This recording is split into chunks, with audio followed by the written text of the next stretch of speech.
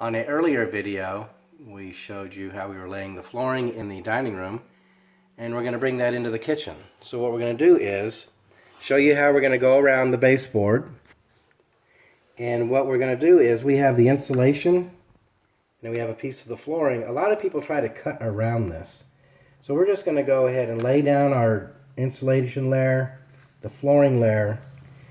Then we're going to get this Dremel cutter, and we have a 2-inch blade on it. It's flat. And we're just going to take off the bottom piece of the molding.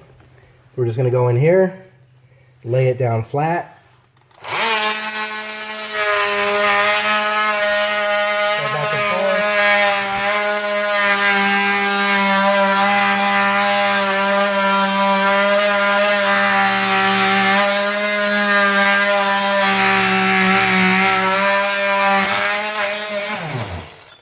And then we're going to pull this away, and then go ahead and pull out this lower piece. Now the flooring with the insulation will go in, and now it'll go right up underneath there, having a clean finish.